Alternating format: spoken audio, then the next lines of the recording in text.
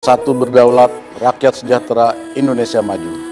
Sesaat lagi, Anda akan menyaksikan Kompas Malam yang didukung oleh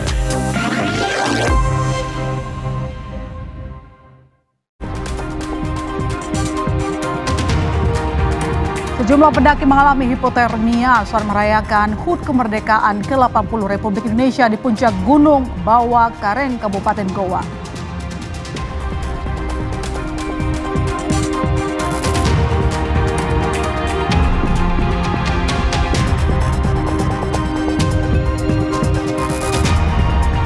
Ratus warga mengungsi akibat kebakaran sumur minyak di Blora, Jawa Tengah.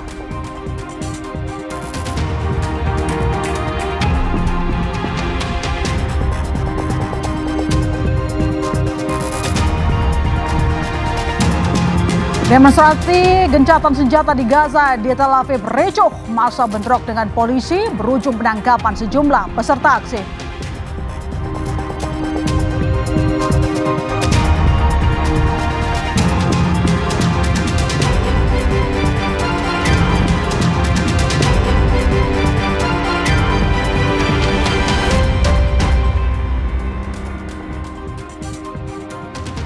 Halo, selamat malam saudara, bertemu lagi di Kompas Malam bersama saya, My Sister Tarigan. Kita ke berita pertama. Jumlah pengungsi akibat kebakaran sumur minyak di Blora, Jawa Tengah terus bertambah. Warga khawatir api membesar sehingga membahayakan keselamatan.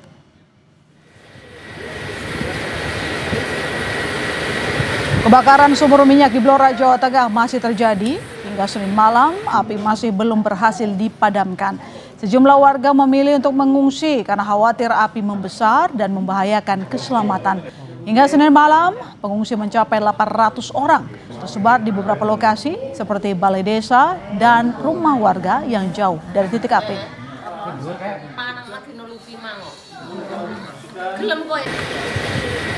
Pengungsi saat ini 800 orang, 800 tersebar di sebagian di sini, sebagian di sini, kemudian sebagian berada di rumah warga. Hari pertama kita bertambah karena ada kekhawatiran sebenarnya ketakutan dari warga sekitar, akhirnya memilih untuk bergeser beliau-beliaunya, warga masyarakat sekitar bergeser di yang tempat yang lebih aman, dan beberapa tadi meminta kita untuk berada di balai desa Gandu. Kebakaran sumur minyak rakyat terjadi di Desa Gandu, Blora, Jawa Tengah pada Minggu 17 Agustus siang. Sumur yang berada di sekitar pemukiman penduduk membuat warga di sekitar lokasi harus dievakuasi. Menurut warga, sebelum munculnya kobaran api, terdengar suara ledakan dari titik pengeboran sumur minyak.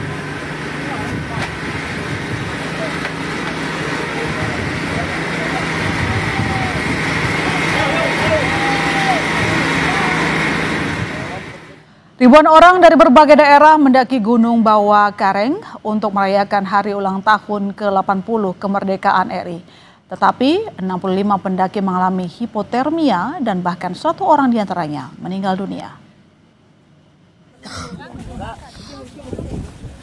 Proses evakuasi pendaki bernama Irfan berlangsung dramatis karena kondisi jalan yang licin usai diguyur hujan.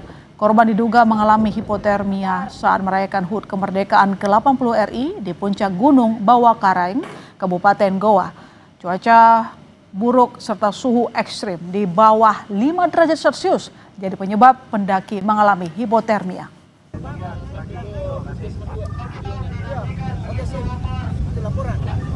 52 pendaki yang dimana kebanyakan mengalami hipotermia.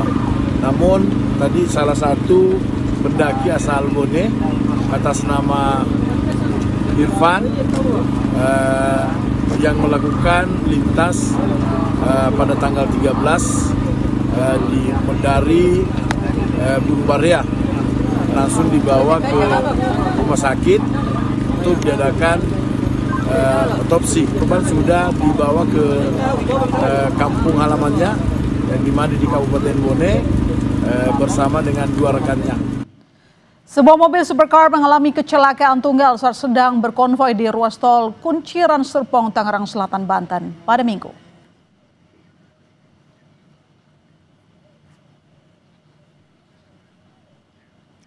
Inilah momen ketika konvoi mobil supercar yang melintas di ruas tol Kunciran melambatkan lajunya karena salah satu mobil mengalami kecelakaan. Diduga sopir tidak bisa mengendalikan kendaraan saat melaju di jalan ketika posisi tikungan hingga akhirnya mobil menabrak pembatas jalan. Tidak ada korban jiwa dalam peristiwa ini.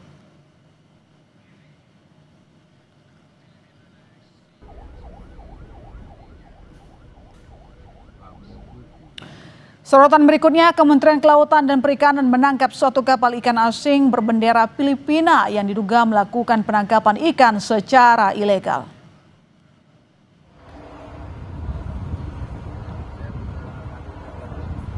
$32 warga Filipina diamankan dalam penangkapan ikan ilegal di perairan Samudra Pasifik bagian utara Papua. Alat penangkap ikan berupa jaring pukat cincin diamankan sebagai barang bukti. Kapal ini tidak memiliki izin usaha dari pemerintah Indonesia.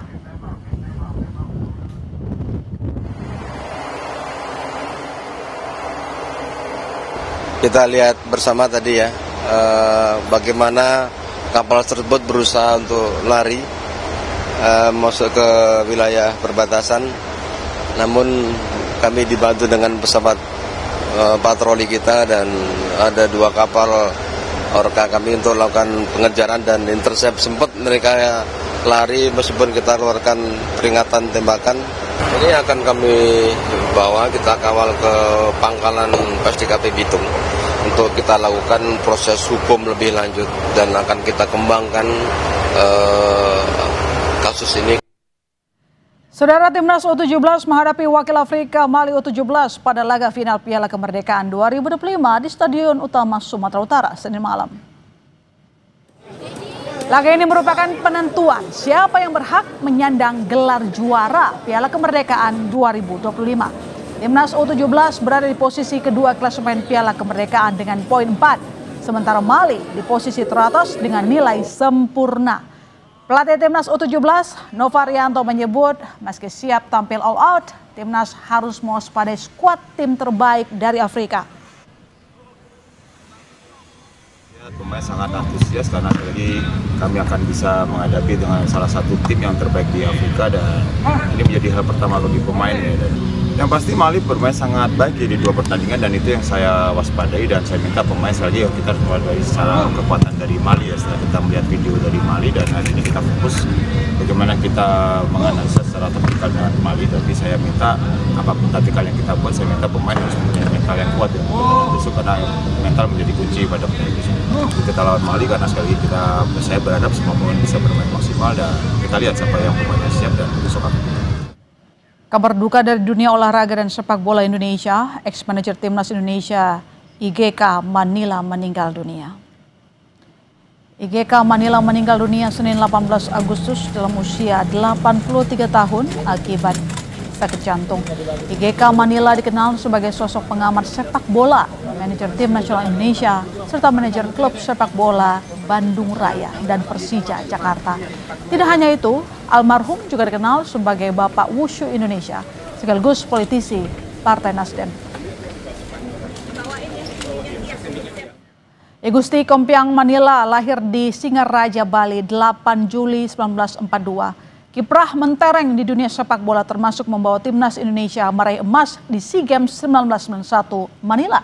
Sebagai manajer IGK Manila juga berhasil membawa klub Bandung Raya juara Liga Indonesia 1996 dan juga Persija Jakarta juara Liga Indonesia 2001. Ketua PSSI Erick Thohir turut menyampaikan rasa duka mendalam atas kepergian IGK Manila dan berterima kasih atas kontribusinya pada sepak bola Indonesia. Erick menuliskan ia kehilangan sahabat, sekaligus mentor yang loyal dan pekerja keras. Bagi Erick, IGK Manila adalah sosok yang berjasa saat menjadi manajer timnas Indonesia ketika juara SEA Games tahun 1991.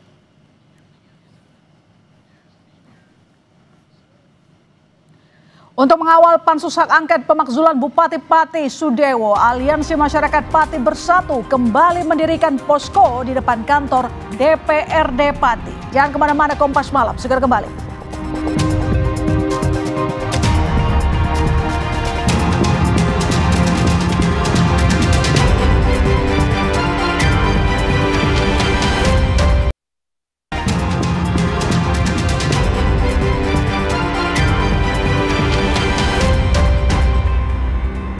Untuk mengawal pansus hak angket pemakzulan Bupati Pati Sudewo, Aliansi Masyarakat Pati Bersatu kembali mendirikan posko di depan kantor DPRD Pati.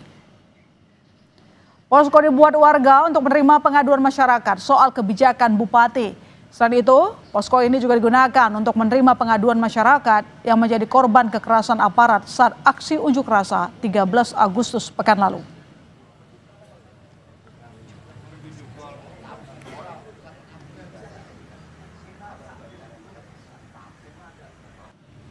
Untuk mempercepat kasus angket dari DPRD ini agar pelanggaran Mbak Pati Sudewo segera terjadi, percepatlah kita ngawal di sini agar DPR ini tidak masuk angin, Pak. Wakil Gubernur Jawa Tengah Tas Yassin meminta semua pihak menghormati dan mengikuti proses pansus hak angket pemakzulan Bupati Pati Sudewo yang tengah bergulir di DPRD Kabupaten Pati. Menurut rencana, pada Selasa, pansus akan memanggil sejumlah pihak, diantaranya Dinas Pendapatan Pengelolaan Keuangan dan Aset Daerah Kabupaten Pati untuk mendalami kebijakan Bupati. Dimulai diambil alih oleh DPRD Kabupaten Pati dan kami berharap semuanya ini tunduk. Kita tunggu bagaimana perkembangan. Saya juga melihat kemarin ada beberapa yang dipanggil, itu adalah bentuk dari demokrasi untuk bagaimana terwujudnya aturan yang ada di pemerintahan untuk penegakan 23 2014 ini. Jadi apapun hasilnya nanti diserahkan sesuai prosedur? Ya, sesuainya. Kita juga akan menunggu hasil dari DPRD nanti diserahkan ke kami. Soal pemakzulan Bupati Sudewo, Menteri Dalam Negeri Tito Karnavian juga meminta semua pihak mengikuti mekanisme yang ada, yakni melalui pansus yang sudah dibentuk DPRD Kabupaten Pati. Sambil menunggu proses di DPRD, Tito meminta semua pihak tetap menjaga kondusivitasnya. Bupatinya sudah menyampaikan permohonan maaf, sudah mencabut ya. Nah, kemudian kok ada tuntutan yang lain untuk pemakzulan. Pemakzulan itu ada mekanismenya. Mekanismenya diantaranya adalah melalui mekanisme DPR. Saya dengar DPR sudah membuat pansus. Ya sudah kita ikutin aja itu, tapi jaga situasi kondusif. Saya mohon rekan-rekan kepala daerah yang lainnya, setiap mengeluarkan kebijakan yang berhubungan dengan pajak, retribusi, jangan sampai memberatkan masyarakat. Dipotong. Lakukan bertahap saja, jangan bertahap. Itu sama penghitungan IP juga harus hati-hati. Ya. Jadi jangan sampai memberatkan masyarakat, prinsip utamanya itu. Dan lakukan sosialisasi. Untuk lebih lengkapnya mengenai pemakzulan Bupati Pati, kita akan bergabung dengan jurnalis Kompas TV Ihwan Miftahudin di Pati, Jawa Tengah. Malam Ihwan, bagaimana proses hak angket bergulir di DPRD dan seperti apa situasi di Pati? Ya, selamat malam Maister dan saudara. Hingga malam hari ini, pansus hak angket yang tadinya sudah bekerja secara maraton sejak tanggal 13 hingga 14 Agustus kemarin, ini rencananya mulai esok hari ini akan kembali bergulir. Sebelumnya pansus ini sudah pada tanggal 14 lalu sudah memanggil beberapa instansi terkait seperti dari Direksi RSUD, kemudian dari ex-karyawan RSUD Suwondo, yang mereka dimintai keterangan untuk mengumpulkan bukti-bukti ada tidaknya pelanggaran pada kebijakan Bupati. Nah, rencananya esok pagi, Manchester, ini pansus akan kembali memanggil dari BPKAD atau Badan Pengelola Keuangan dan Aset Daerah, yang di sini akan dimintai keterangan terkait tentang kenaikan pajak yang mencapai hingga 250%. Jadi apa dasar hukum yang digunakan Bupati untuk menetapkan kenaikan pajak tersebut? Meskipun kenaikan tersebut sudah dibatalkan oleh Bupati. Namun pansus ini akan dimintai keterangan kepada pihak-pihak terkait, termasuk rencananya diantaranya juga akan memintai keterangan terhadap perwakilan camat dan kepala desa di Kabupaten Pati. Sementara itu, kondisi Kabupaten Pati saat ini dari Aliansi Masyarakat Pati Bersatu sejak sore tadi hingga malam ini membuat posko atau mendirikan posko pengaduan di depan kantor DPRD Pati. Posko ini dibuat untuk mengawal kerja pansus agar bisa optimal. Selain itu, di posko ini juga mereka menerima aduan dari masyarakat yang merasa menjadi korban kebijakan kontroversial dari Bupati Pati. Jadi seperti salah satunya soal regrouping sekolah yang beberapa waktu lalu juga diambil kebijakan oleh Bupati yang dianggap kurang adanya sosialisasi seperti itu. Ya, dan jadi selain itu, lanjut silakan. Dan selain itu di posko ini juga diterima aduan terhadap masyarakat yang merasa waktu melakukan aksi unjuk rasa kemarin mengalami kekerasan dari aparat kepolisian dan mungkin belum berani melaporkan. Nah, masyarakat diharap bisa mengadu ke posko pengaduan ini yang nantinya akan ditindaklanjuti oleh kuasa hukum dari Aliansi Masyarakat Pati Bersatu. Ya, jadi singkat saja, artinya Pansus punya waktu berapa hari untuk membahas hak angket?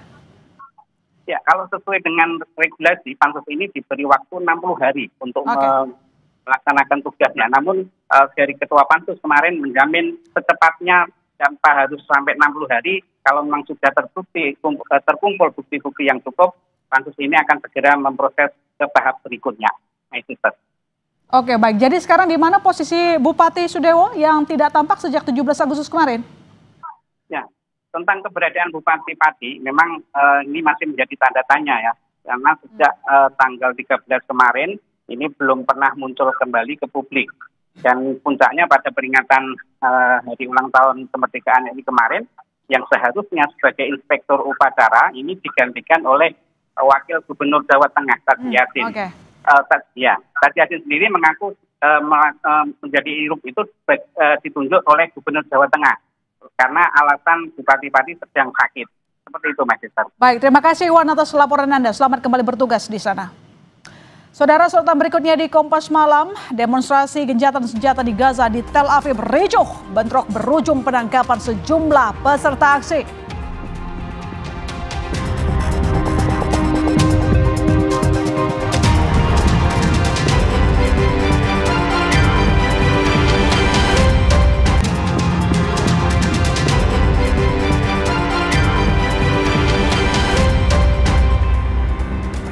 Warga Israel turun ke jalan di Tel Aviv Minggu waktu setempat menuntut gencatan senjata di Gaza dan pemulangan para sandera dengan selamat.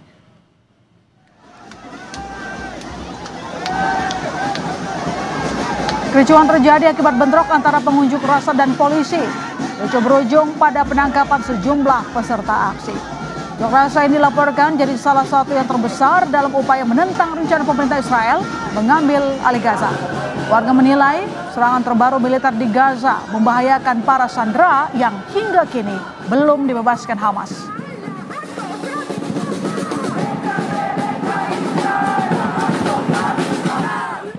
Israel berencana memulai serangan baru untuk mengambil alih kota Gaza disertai relokasi warga ke wilayah selatan Gaza.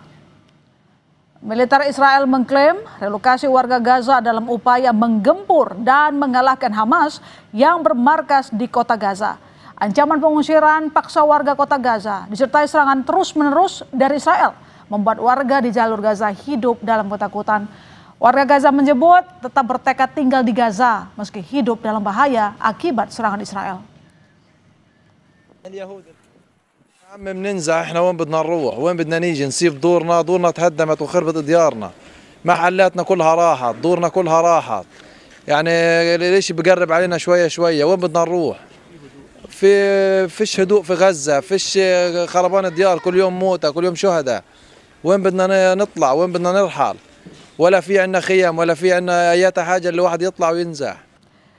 Satgas Garuda Merah Putih 2 menerjunkan bantuan logistik penting melalui operasi airdrop di langit Gaza. Misi ini dilakukan bertepatan dengan peringatan Hari Ulang Tahun ke-80 Kemerdekaan Republik Indonesia Minggu 17 Agustus kemarin. Dengan menggunakan 2 pesawat Hercules TNI AU, Satgas Garuda Merah Putih 2 menerjunkan bantuan logistik di langit Gaza. Bantuan ini bagian dari 800 ton logistik yang dibawa dari Indonesia ke Yordania, lalu didistribusikan secara bertahap ke Gaza. Misi kemanusiaan ini melibatkan 66 personil gabungan di bawah komando dan Satgas Kolonel Penerbangan Puguh Julianto. Bantuan yang diberikan berupa makanan siap saji, obat-obatan, perlengkapan darurat. Pelaksanaan misi kemanusiaan ini menjadi simbol persaudaraan tanpa batas. Bantuan dari masyarakat Indonesia untuk Gaza disalurkan secara bertahap via udara. Misi kemanusiaan ini diemban Satgas Garuda Merah Putih II yang terdiri dari 66 personil gabungan. Untuk membahasnya, kami terhubung dengan Komandan Satgas Garuda Merah Putih II, Kolonel Penerbang Puguh Julianto, selaku Komandan Misi Kemanusiaan ke Gaza. Selamat malam Pak Puguh, waktu Indonesia tentu saja. Selamat malam Mbak. Sehat, salam merdeka. Salam merdeka. Ya, misi kemanusiaan kita berjalan sukses tidak, Pak? Alhamdulillah sampai dengan hari kedua ini, Mbak, semua berjalan dengan lancar. Kita bisa melaksanakan penerjunan. Situasi di daerah Gaza maupun Jordan semua mendukung untuk pelaksanaan kita penerjunan sampai dengan hari kedua ini. Jadi kalau misalnya Pak Puguh bisa ceritakan kepada pemirsa Kompas TV bagaimana penyaluran bantuan tahap awal ke Gaza dan berapa total yang sudah disalurkan? Sudah sampai ke warga Gaza dengan penuh sukacita mungkin disambut oleh warga Gaza di sana? Jadi begini Mbak, untuk penyaluran bantuan kita ini sebenarnya ada atas inisiasi dari negara Jordania. Dia melalui Royal Jordan Air Force-nya berinisiasi melaksanakan Solidarity Path Operation. Di situ ada 10 negara terlibat, 11 dengan Jordan sebagai inisiator tentunya. Dan kita pada saat itu mengerahkan 2 pesawat C-130 Hercules tipe J, yang mana sampai dengan hari ini, hari kedua, kita sudah menunjukkan kurang lebih 28,1 ton melalui jalur airdrop. Demikian Mbak. Jadi rencananya sampai berapa kali atau berapa hari mungkin kita menyalurkan seluruh bantuan dari Indonesia kepada warga Gaza?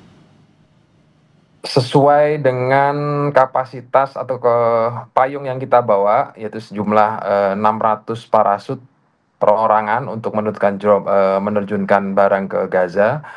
Secara hitungan kita nanti berupaya untuk menerjunkan sejumlah 80 ton dalam kurun waktu 6 hari kerja. Artinya setiap harinya kita diberikan sorti sejumlah 2 sorti.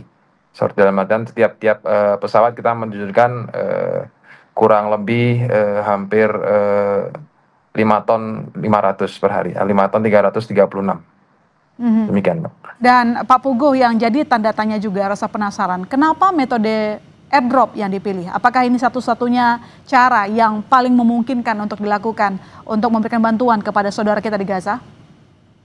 Kalau satu-satunya cara tidak Mbak, mungkin ada yang para pemirsa sekalian pernah dengar, itu mulai jalan darat bisa, kemudian jalan laut bisa. Namun jalan darat tentunya memang resikonya juga cukup besar dan waktunya cukup lama. Dan ini sudah dilaksanakan oleh rekan-rekan kita dari Basnas yang berada di Jordania maupun Mesir. Saat ini mereka sedang melaksanakan pergeseran kurang lebih 50 truk dalam proses perjalanan ke Gaza. Kalau dibilang kenapa harus airdrop, karena satu-satu cara yang memang cepat, efektif, dan mungkin mendekati ketepat pada sasaran, ya kita menggunakan teknik airdrop. Sehingga kita bisa masuk ke dalam area atau udara Gaza dengan cepat dan memberikan bantuan kepada masyarakat Gaza dengan secepat itu. Demikian. Ya, Pak Puguh, lantas bagaimana hitungan pemberian bantuan ke titik-titik tertentu? Karena kan kita inginnya bahwa bantuan ini tepat sasaran. Karena selama ini Pak Puguh, banyak yang jatuh ke laut atau daerah yang sudah dikosongkan. Jadi apa analisa dari kita sehingga bantuan itu benar-benar sampai ke tangan warga Gaza yang sangat membutuhkan bantuan?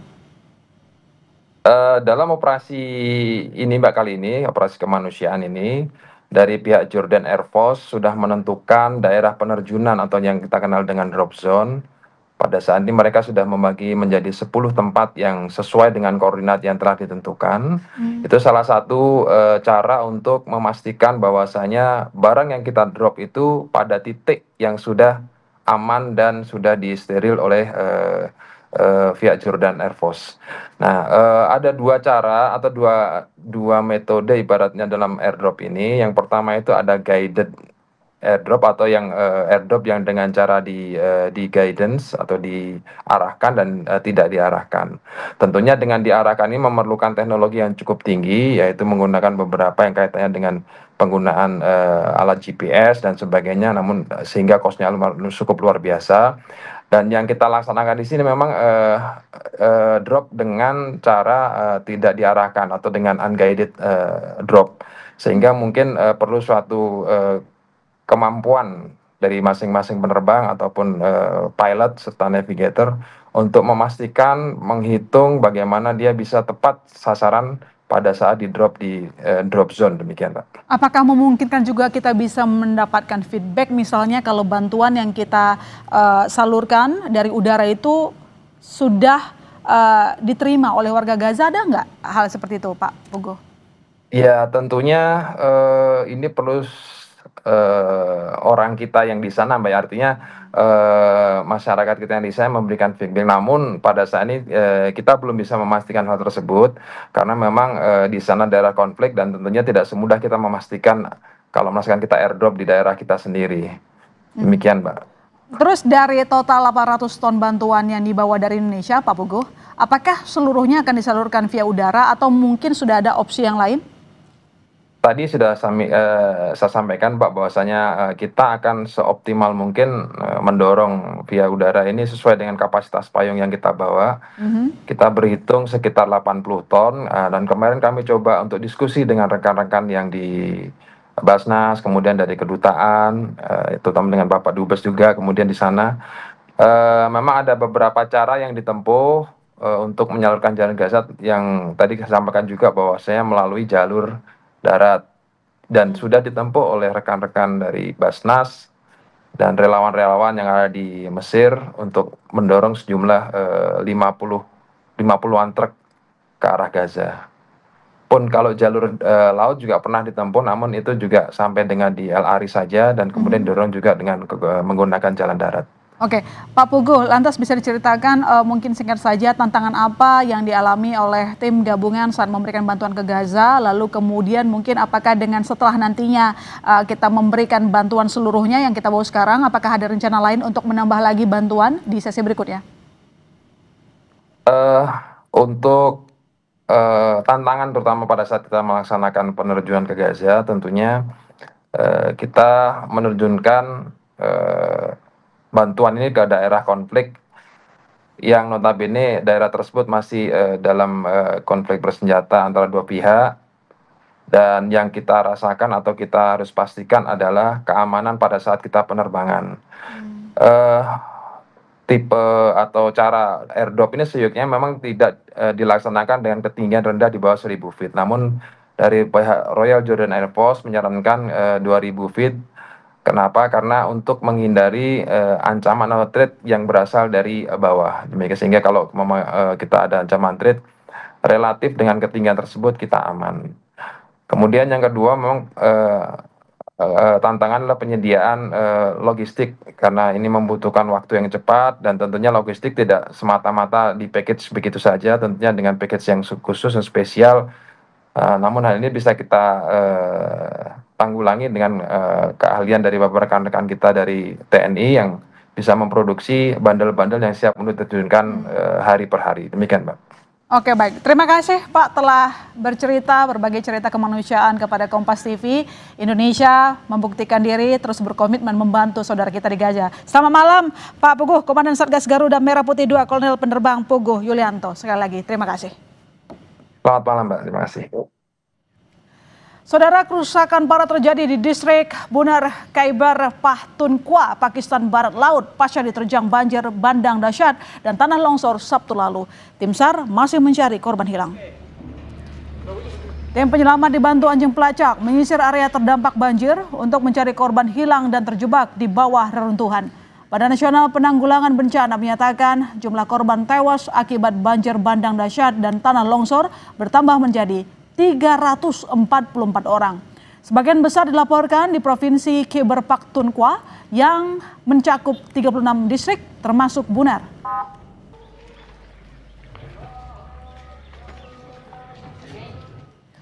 Saudara, sejumlah pendaki mengalami hipotermia saat merayakan HUT kemerdekaan ke-80 Republik Indonesia di puncak Gunung Bawakareng, Kabupaten Goa.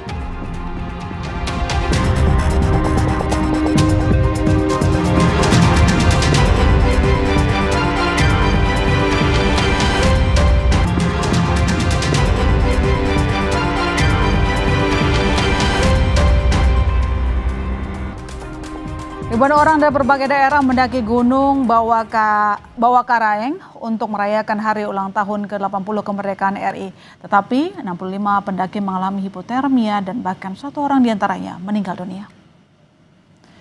Proses evakuasi pendaki bernama Irfan berlangsung dramatis karena kondisi jalan yang licin usai diguyur hujan. Korban diduga mengalami hipotermia saat merayakan HUT kemerdekaan ke-80 Republik Indonesia di puncak Gunung Bawakareng, Kabupaten Goa. Cuaca buruk serta suhu ekstrim di bawah 5 derajat Celcius jadi penyebab pendaki mengalami hipotermia. Lebih jelasnya soal kasus pendaki meninggal di Gunung Bawakareng akibat hipotermia sudah bersama kami Kepala Seksi Operasi Basarnas Makassar, Andi Sultan. Selamat malam, Pak Andi. Selamat malam, Bu. Ya, Pak Andi, seperti apa proses evakuasi jenazah pendaki dari puncak Gunung Bawakareng yang meninggal karena hipotermia? Ya, setelah dilaksanakan 17-an di Bawakareng, kami menerima informasi dari tim 10, yaitu tim yang kami memang tempatkan untuk pengamanan pendaki yang ada di tim 10.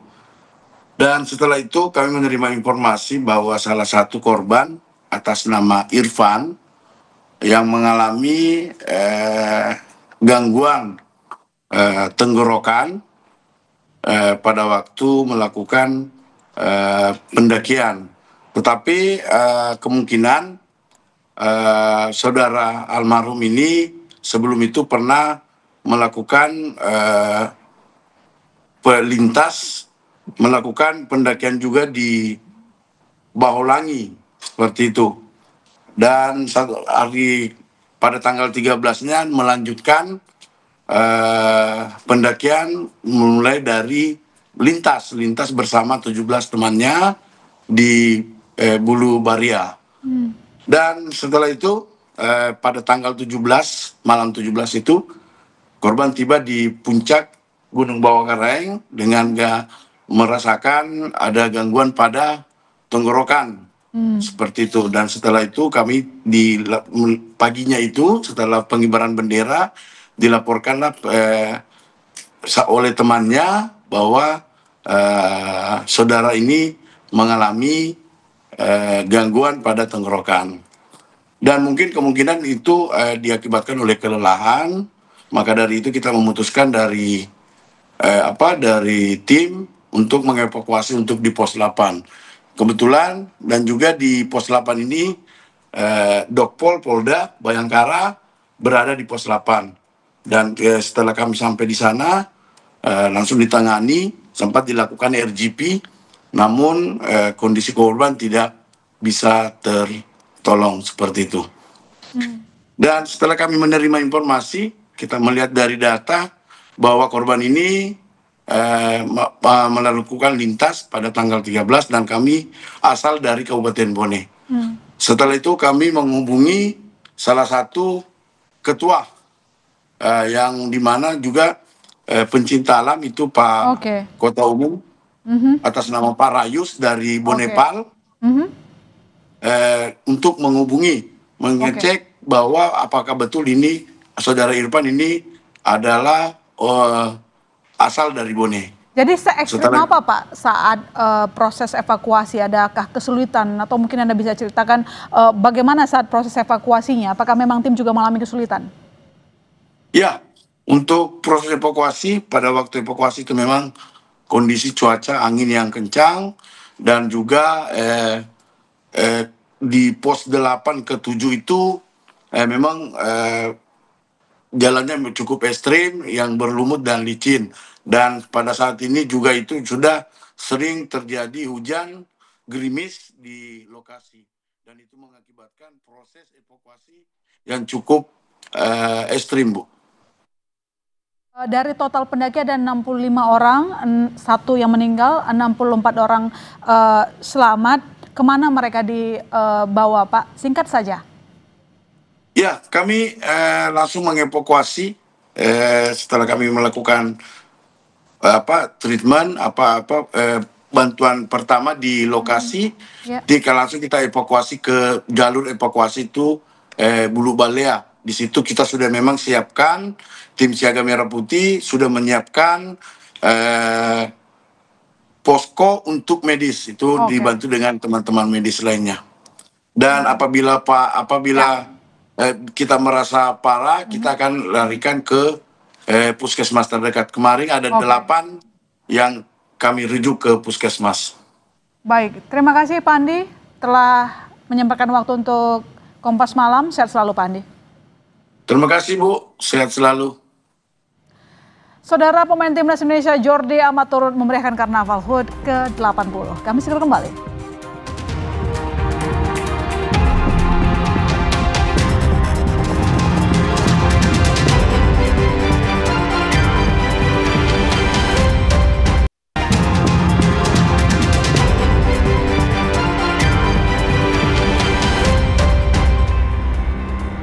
Timnas Indonesia Jordi Amat turut memeriahkan Karnaval HUT ke-80 Republik Indonesia yang digelar dari Monas sampai kawasan Bundaran HI.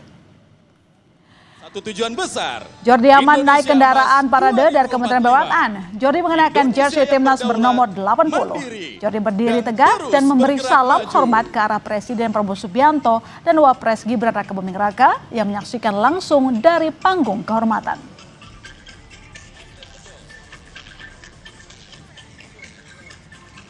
Informasi tadi menutup perjumpaan kita di Kompas Malam dan kami ingatkan Anda saudara, jangan lupa cukupi kebutuhan air mineral Anda setiap hari dan rasakan kesejukannya. Saya masih Setarigan pamit, sampai jumpa.